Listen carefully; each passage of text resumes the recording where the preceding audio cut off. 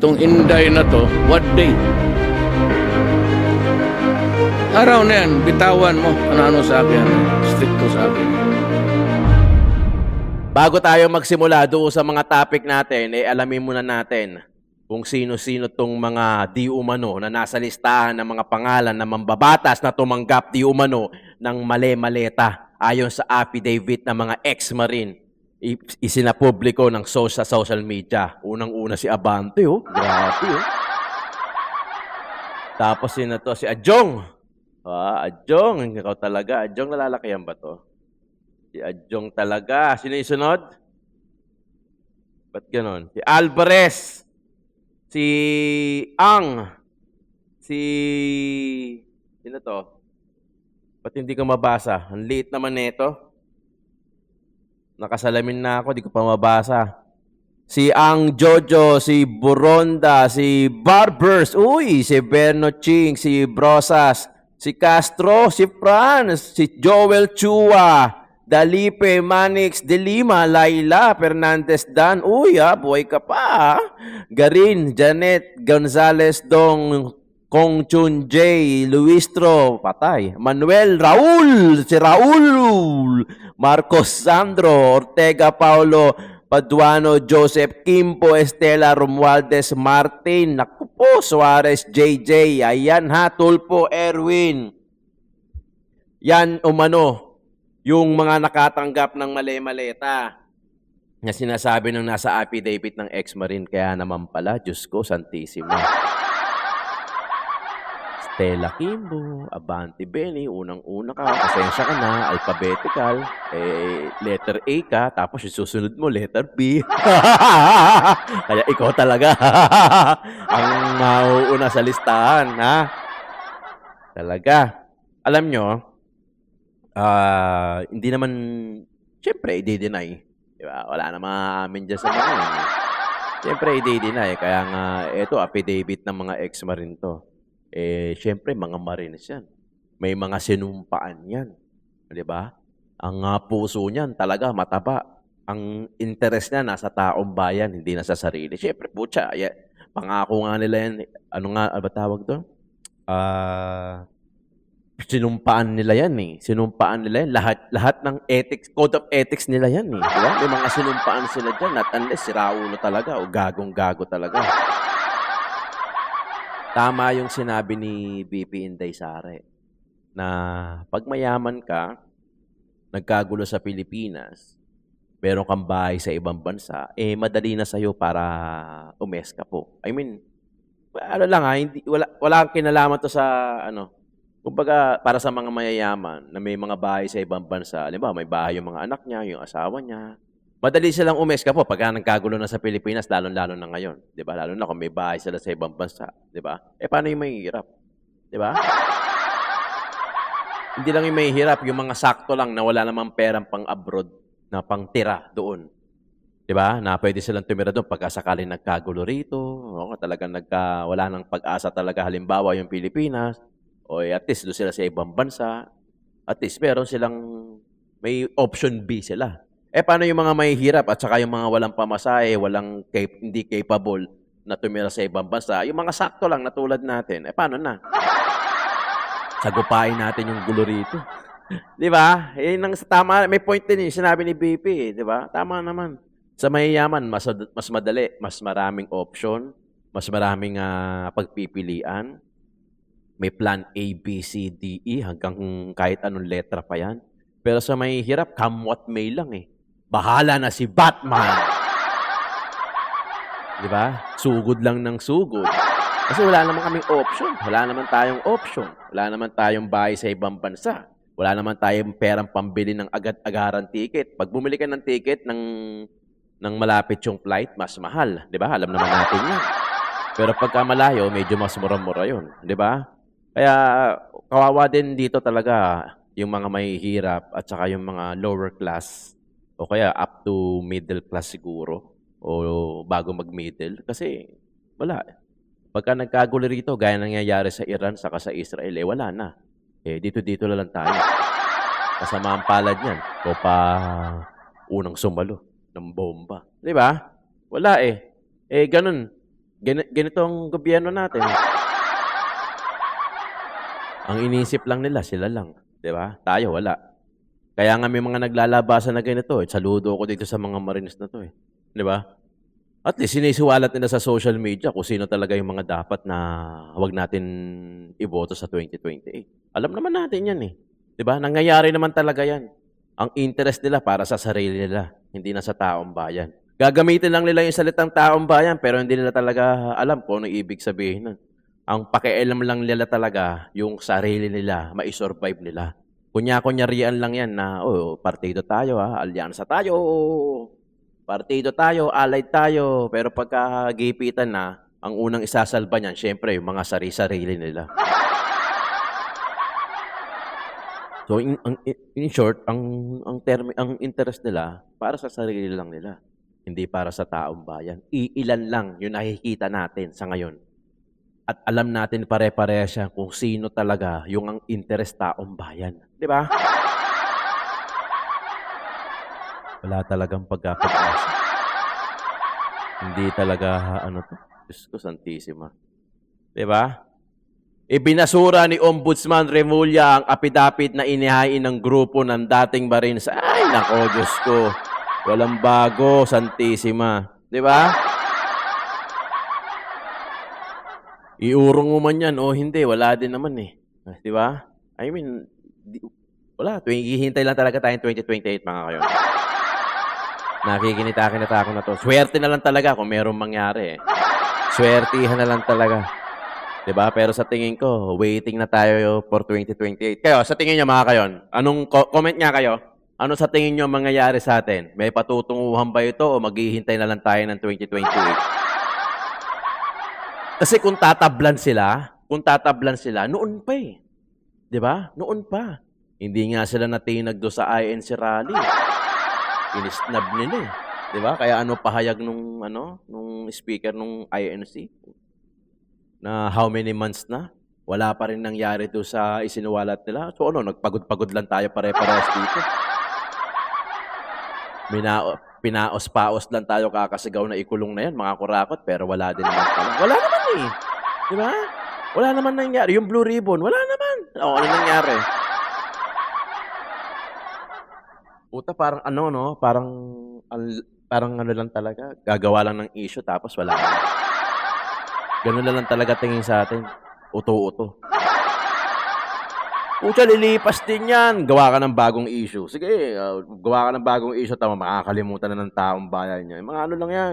Chismosa lang yan. Putang sakit, di ba? Pero pag nasa ibang bansa yung Pinoy, putang na, todo sunod. Sa bagay, hindi na to about sa mga Pinoy. About na to sa mga politikong. Pag ang interest talaga ng mga politiko sa taong bayan, mayaman tayo. Nakakapanghinayang talaga.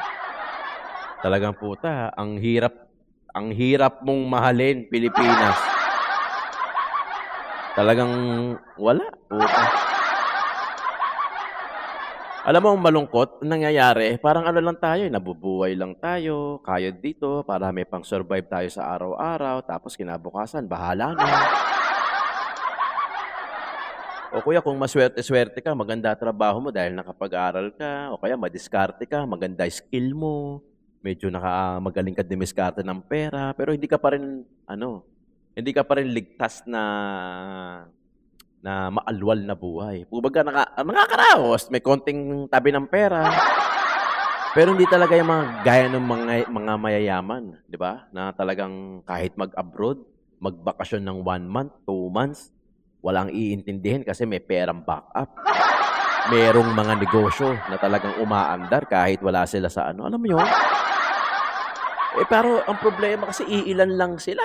Mas marami yung mga mahihirap. O kasalanan ng mahirap. Kung sasabihin nyo na huwag iasa sa gobyerno, iasa lahat sa tao, puta, huwag na tayo maggobyernuhan dito.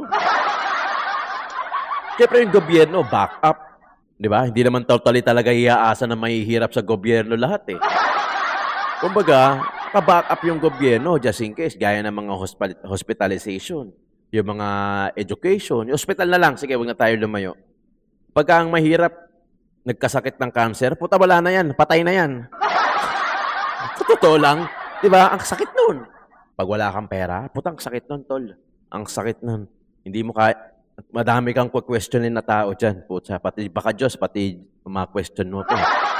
Pero pag mayaman ka, nagka-cancer yung isa sa mga pamilya nyo, dali mo sa pinakamamahaling hospital yan. Yung iba nga dinadala pa sa ibang bansa, nabubuhay.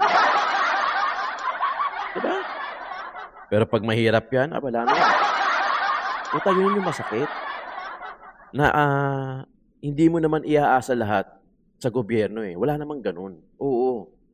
Siyempre, tao pa din. Pero siyempre, pag oras ng pangangailangan ng tao, na alam nila matutulungan sila ng gobyerno, dapat matutulungan sila ng gobyerno. Hindi yun talagang pababayaan talaga sila ng todo. Diba? Lalo-lalo na padating sa mga medical, sa hospital. Diba? Wala eh. Tangina. Ewan ko ba? Diyos ko. Representative Joel Chua, pinag-aaralan ng pagsampa ng reklamo laban sa nagpakilalang ex-Marines. Tangina, walang bago. Puta. Pag may issue, kanya-kanya silang pabango ng pangalan, kanya silang papugian. No? Kasuhan natin yan, imbestigahan natin yan ng putang ina. Pero nung mga flood control, tatahimik na itong mga to. Pati si Idol, idol na idol. Di ba? Magagaling lang pagka may kabit yung asawa, part 1, part 2, part 3, napapanoorin nyo. Pero pagdating sa flood control issue, puta, ang tatahimik. Ito din, si Joel Chua, ang tahimik din nito nung flood control. Nung lumabas yung ex-marine, ay putang ina, paimbestigahan natin yan. Puta,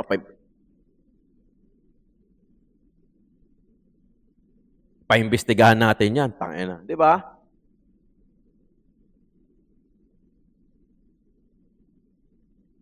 Hello, yan, paimbestigahan natin yan, tangina. Kanya-kanyang papogian lang din, no? Pag gusto nila magpapogi, magpapapogi sila. Sabagay, may pera. Pagka gusto nila manahimik, tatahimik sila. Ang tindi, no? Ang galing, no? Tapos puta, magugulat pa tayo, mananalo pa ulit. Di ba? Pero kung walang pera yung mga yan, I mean, kung wala silang nakurakot, sahod lang. 6 digit lang sahod naman na ito mga to eh. Salary grade nito, 6 digit to. More than 100,000 to mga congressmen na sinasahod nito.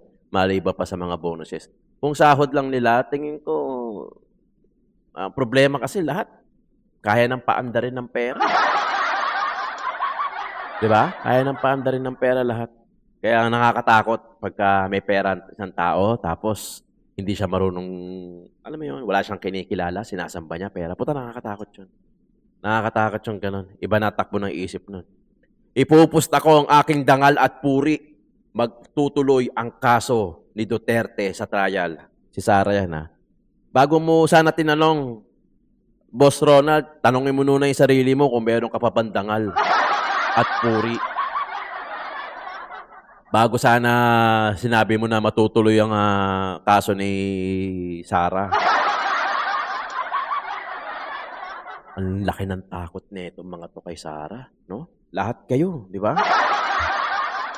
Ang laki ng takot nyo. Talagang hindi nyo papaupuin. Totoo naman yun. Ayaw nila paupuin.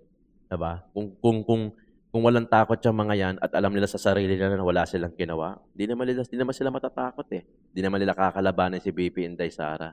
Kaya lang nila ginagawa ngayon yan dahil talagang alam nila may sabit sila. As bomb falls on Iran, the ICC suddenly turns blind, deaf, and mute. No emergency statements, no dramatic press briefings, nor urgency to assert jurisdiction. This silence is not neutrality. It is complicity. Tama naman eh. Di ba? Yung nangyayari sa Iran, saka sa Israel. Tama naman. Tama. I mean, wala naman. Ang tahimik nga nila, oh. Di ba? Sabi ko sa inyo eh. Pag gusto nilang mag-ingay, mag-iingay sila. At pag gusto nilang manahimik, mananahimik din sila. Ganun lang yun. Siyempre, tayo mga Pilipino naman, dalan-dala naman tayo sa kanila. Noon yun. Pero ngayon, may social media, may mga political vlogger na nagre-remind sa atin na eto yung mga ginawa ng mga pulpul na politiko. Ang tatahimik, Pagka-issue ng flood control, puta anong meron? 'Di ba? Kung talagang ano ka, kung talagang malinis, alam mo sa sarili mo malinis ka, I don't think tatahimik ka eh, 'di ba? Imposible talaga mga kayon, imposible. Talagang merong, ewan ko pa, Diyos ko, meron to. Merong maleta to. Yan ang weakness talaga ni BBM. Magaling lang sa English pero yung walang laman, saka hindi niya talaga alam yan yung mga consequence ng kanyang mga ginagawa. Kagaya nung example, biro mo, they were in ASEAN, and it was in his speech, he started attacking the premier of China. In his ASEAN speech, that they're encroaching on our open waters, and they are attacking, sort of, declaring war, chu-chu-chu. Yeah, no? Akala niya sa ASEAN si Satya doon. Akala niya points siya kay Trump. And now, si Trump pala, nakikipag-debate meeting sa Premier China. Malalaki mga giants nag-meeting doon. Siya hindi kasali. 'Di ba? Ito naman sinabi ni Atty. Rowena. Tanga. Tama nga si Tatay Digong. Kung sinabi niya na weak si Bongbong, tama nga siya. Kumbaga, may taong may taong magaling sa public speaking. May taong yung pagka tinanong mo makakasagot agad. English pa. Alam mo yung kahit anong naka-encounter na kayo ng ganon. Yung siguro sa mga kaibigan niyo pag tinanong niyo ang galing magpalusot, ang galing magsalita, mabulaklak, pero pagka yung mga talagang totoong crisis na, medyo wala, lutang. Hindi niya alam kung paano diskarte gagawin niya. May ganon eh. Tapos may iba naman ang bobo sumagot. Pero pagka mga ganitong mga problem solving, mga decision making, ang galing, 'di ba? Merong ganon. Nagkataon na siya 'yon. 'Di ba? Na ang galing magsalita pero pagka mga crisis, wala. O ba naman, pangakuhan ka ng 20 kilos na bigas eh. Hindi mo man lang ginawa mo ng 30 muna para ka panipaniwala.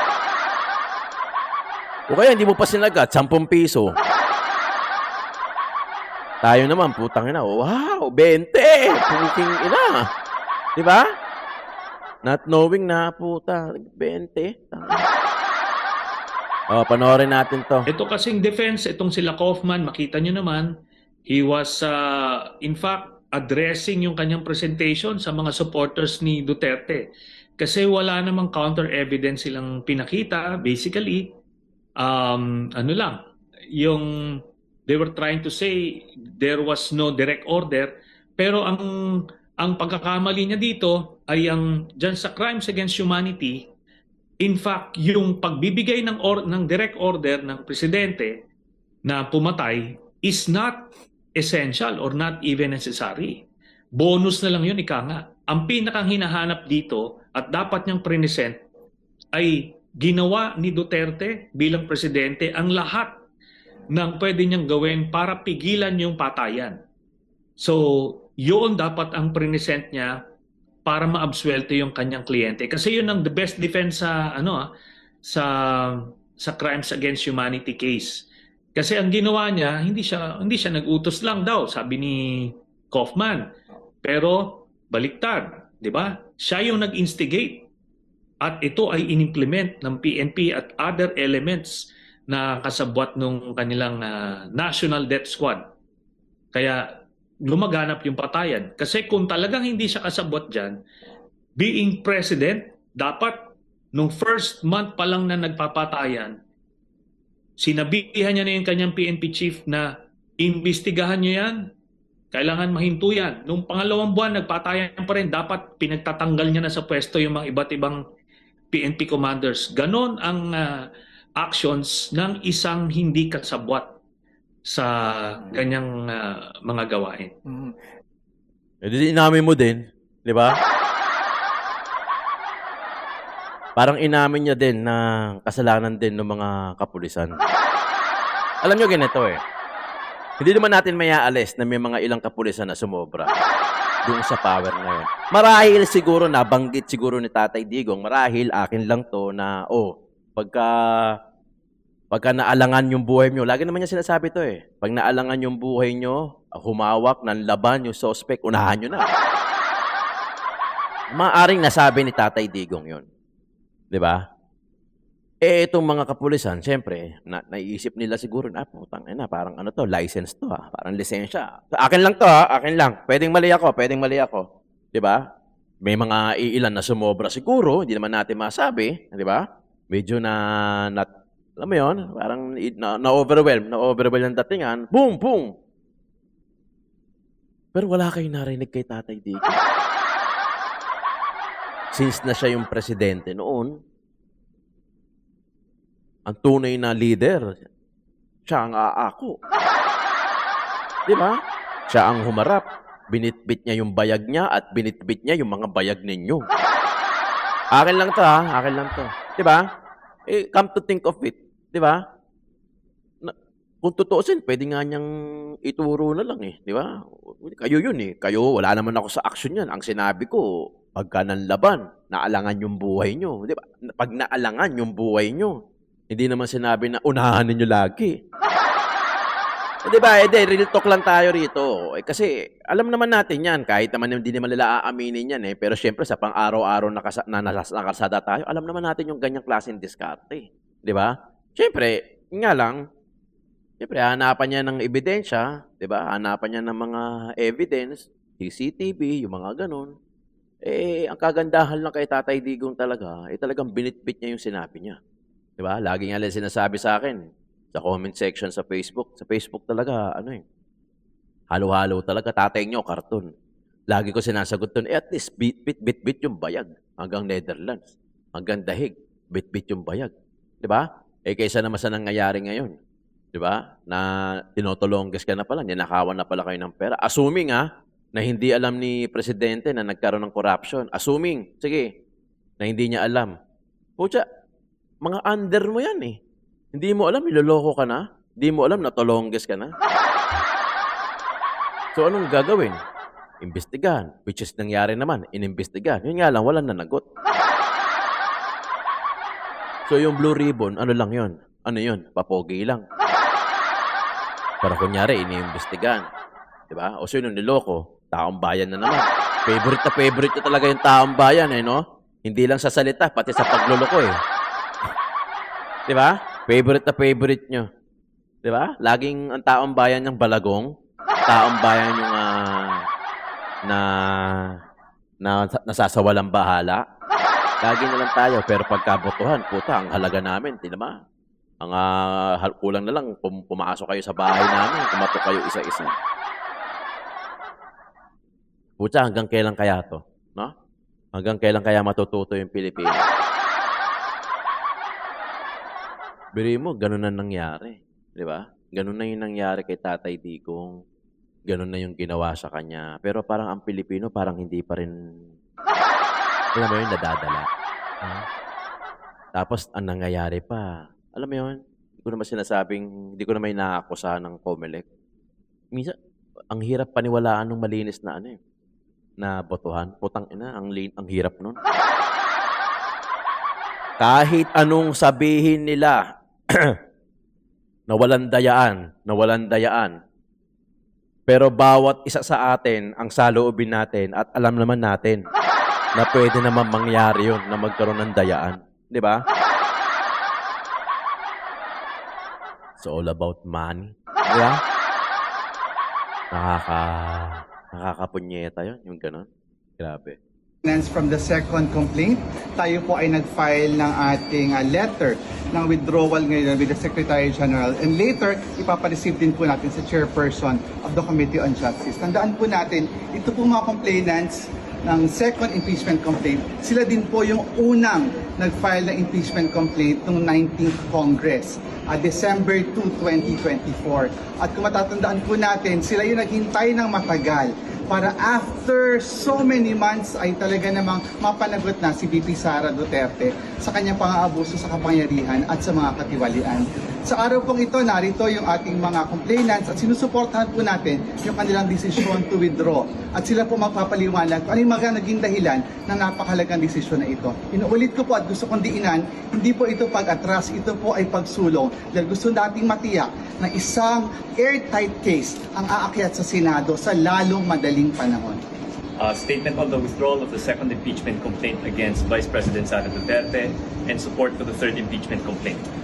As the petitioners of the second impeachment complaint against Vice President Sara Duterte, we have decided to withdraw our case and lend our full support behind the third impeachment complaint containing the same grave allegations and substantial evidence as ours. Ano, mahina siguro yan sa inyo, no? Kaya susuporta na lang kayo sa third na impeachment, no? Consolidating our support behind the third complaint will strengthen our position and help move the case forward to the Senate impeachment court. Kaya kayo?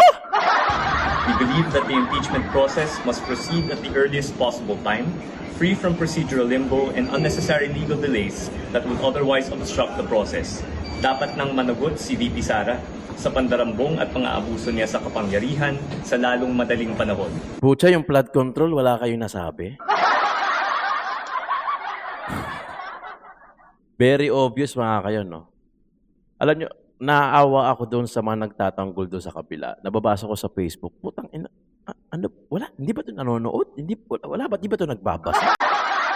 Hindi ba ito mga to nakakahalata? Na kung paano sila mag-collab para sa isang tao lang?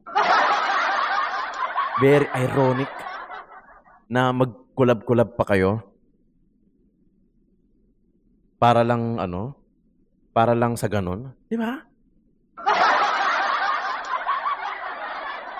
Wala eh. Wala naman talagang walang laban. Wala talaga. Basura talaga. Tapos ngayon, withdraw kayo. Tapos susuportahan nyo yung pangatlo. Eh di sino nagmukhang tanga? Di ba? Ayan, nagmukha kayong tanga ngayon dyan. Kakamadali ninyo yan eh. Di ba? Kaka-Facebook nyo yan. Kakamadali nyo yan. Tignan nyo, nangyari. Di ba mga kayon? O di kayo rin na napahiya sa dulo. Tapos susuporta na lang kayo sa third. Wala naman kayo ibang gagawin. Siyempre, susuporta na lang kayo. Alam, magbuka pa kayong kawawa dyan.